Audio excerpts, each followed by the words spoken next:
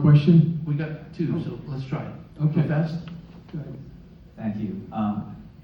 Many of us are here because we love Charlie and so much of what he stood for, and we're also immensely grateful for his unswerving support of Israel and the Jewish people, and we're grateful to you as well. Thank you. And one of the things that we're witnessing is that we see people like Tucker Carlson and Candace Owens, and these people are essentially trying to hijack the Christian message and spread an anti-Israel message in the name of Christianity. And they're perverting this Judeo-Christian brotherhood and ethic by essentially promoting Jew hatred, but putting a Christian label on it. What can we do to push back?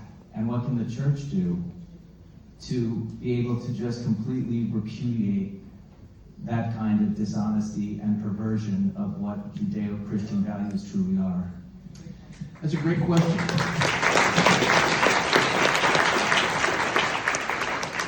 We've gotten into this situation with that generation of young people because they have all been raised by Caesar, and we're wondering why they become Romans.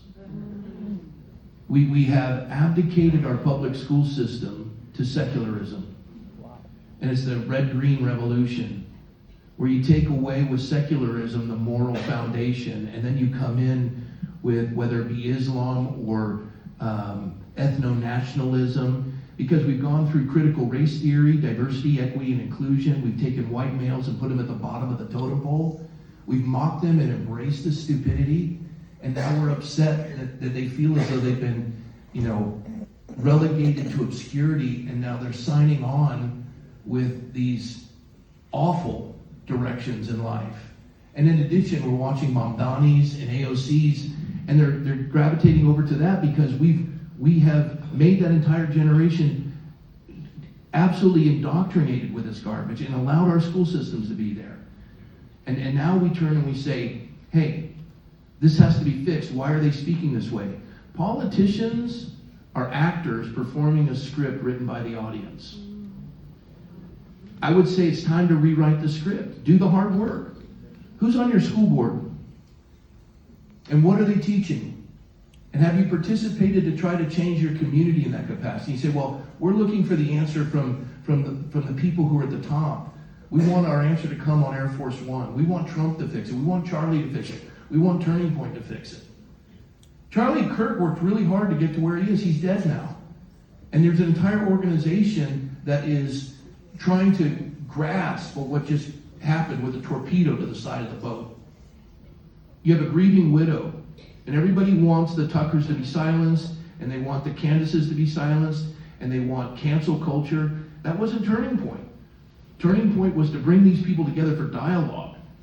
But they're getting attacked. Charlie was called an anti-Semite because he would stand by dialogue.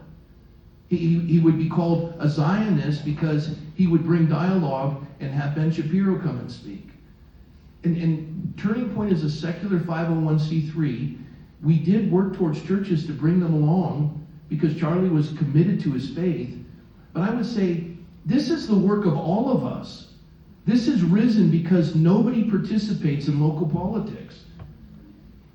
I say this to pastors all the time. There's a pastoral epistle in Timothy that says, pray for kings and those in authority that we would live quiet and peaceable lives in all godliness and reverence. And I say, based on that pastoral epistle, Pastor, can you name your 5 city council members and your 5 school board members by name? Because of course you're praying for them.